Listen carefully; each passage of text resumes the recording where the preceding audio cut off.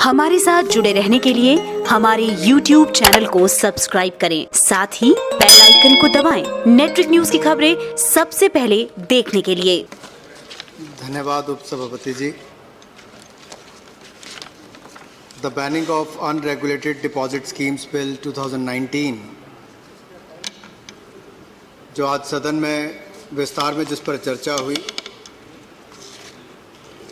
और माननीय लगभग 23 सदस्यों ने इस पर अपनी बात रखी है और सभी सदस्यों ने इस बिल का समर्थन किया है। इसके लिए सभी माननीय सांसदों का मैं बहुत बहुत आभार उसके लिए प्रकट करता हूँ। और माननीय सभापति जी, क्यों ना हो, आखिरकार ये बिल गरीब के लिए है, उन भोले भाले लोगों के लिए है जिनको गुमराह और भ्रमित करके जिनकी गाड़ी कमाई को खाने का साधन इन योजनाओं पॉन्जी स्कीम्स के माध्यम से बनाया जाता था। और मुझे प्रसन्नता इस बात की है कि उस गरीब की गाड़ी कमाई को बचाने के लिए लोकसभा में भी आम सहमति से इस बिल को पास किया गया, सभी अमेंडमेंट्स को विड्रॉ किया गया और राज्यसभा में भी एक ध्वनि के साथ जिस तरह से सबने बिल के पक्ष में बात कही है, मुझे लगता है गरीबों के हित में एक बहुत बड़ी बात एक शुरुआत की है। शुरुआत में स्टैट्यूटरी रेजोल्यूशन जो लाए गए, करीम जी ने, सुब्बीरामी रेड्डी जी ने अपना कुछ हद तक विरोध प्रकट किया कि ऑर्डिनेंस के रूप में क्यों लाया गया, लेकिन जब इन्होंने अपनी बात सुब्बीरामी जी ने कही तो बहुत विस्तार में बिल का समर्थन किया, एक एक पॉइंट को लेकर किया। मुझे लगता है हमें इसके इतिहास में जाने की आवश्यकता है। पहले तो ये किसकी शुरुआत कहां से हुई।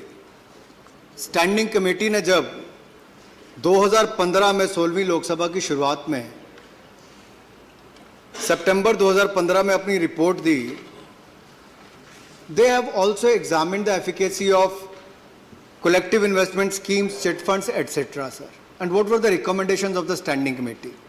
The standing committee recommended that the government may bring effective administrative and enforcement measures as well as appropriate legislative provisions through enactment of a central legislation. So subsequently, sir, the government has constituted an interministerial group for identifying gaps in the existing regulatory framework for DSR. तब एक comprehensive ban लगाने के लिए comprehensive bill लाया गया और उसको भी जब नाम दिया गया the banning of unregulated deposit schemes bill 2018, it was introduced in Lok Sabha on 18th July 2018. Sir, the said bill was sent to the Standing Committee on Finance on 10th of August 2018 for examination and report.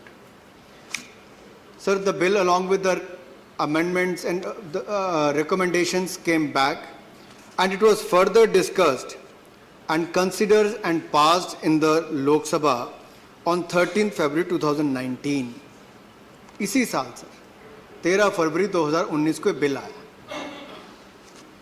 16वीं Lok Sabha के दिन बहुत कम रह गए थे, उन्होंने bill pass कर दिया।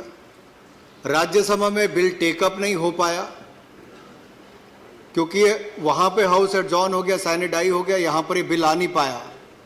तो हम क्या करते हैं, जो गरीब भोले भाले लोग जिनका हजारों करोड़ पहले लुट चुका है, उनको और लुटने के लिए फिर उन लोगों के हाथ में छोड़ देते हैं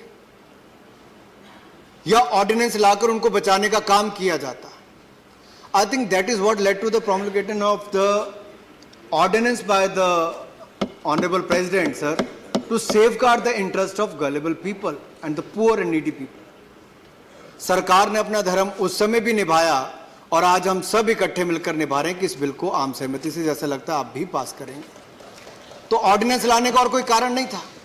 अगर 2015 से शुरू करके रिपोर्ट देने के बाद 2019 में आज भी हम गरीब पिछड़े भोले भाले लोगों के लिए कोई ऐसी कानूनी व्यवस्था नहीं कर पा रहे जिससे कि उसका गाड़ी कमाई के पैसे को बचा सकें, तो मुझे लगता है सर ये सही दिशा में उस समय ऑर्डिनेंस लाया गया और आज बिल भी इसलिए लाया गया है कि ताकि उस व्यवस्था को, उस कमियों को पूरा किया जा सके।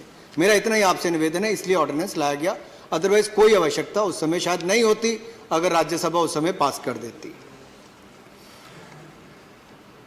So now I will talk about some salient features of the bill which most of the members have already spoken. So this bill aims to prevent such unregulated deposit schemes or arrangements in their inception, क्योंकि बहुत सारे members ने कहा ये कैसे अलग होगा। Sir, first schedule के कॉलम 3 में 9 जितनी बॉडीज की बात कही गई रेगुलेटर्स के, वो जिन जिन स्कीम्स को लीगल मानते हैं वो लीगल एंटिटीज हैं, उसके दायरे के बाहर जो भी है वो अनरेगुलेटेड है। और ये अनरेगुलेटेड स्कीम्स, डिपॉजिट स्कीम्स, उसके ऊपर ही बिल है। जो उनके दायरे के बाहर है वो अनरेगुलेटेड है। और जिस दिन ये बिल फोर्स में हो जाए, एक्ट बन जाएगा, उसके बाद उस दिन से ही वो सारी जितने इस तरह के धंधे होते हैं उस पर पूर्ण विराम लग जाएगा।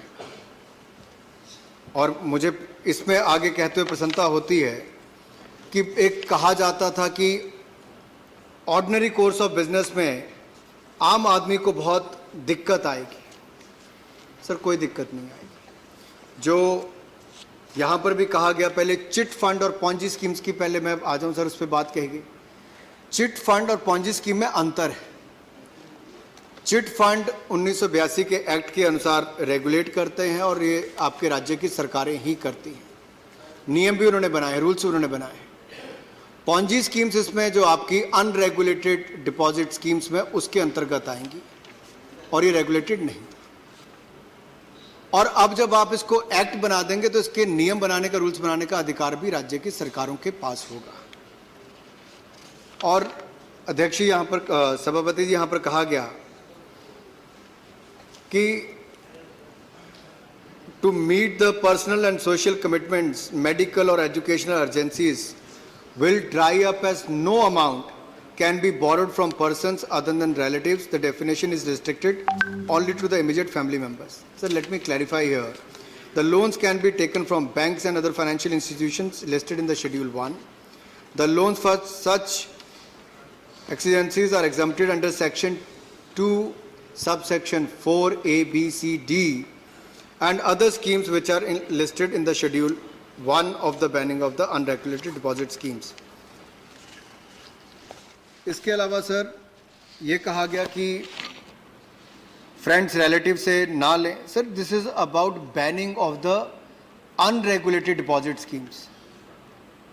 और इसमें बड़ा क्लियरली कहा गया है कि the deposits taken in the ordinary course of business are not banned under the bill and this is to ensure that common people who are in need of loans from friends, relatives for emergent and immediate needs do not face any hardship. Sir, ये ordinary course of business क्या है, इसकी परिभाषा क्या है?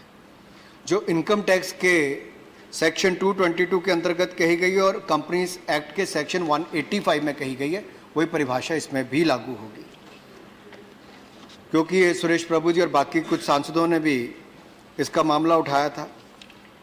इसके अलावा sir section 210 इसके बाद में कही गई कि clarification about every artificial judicial person not falling within any of the preceding sub clauses.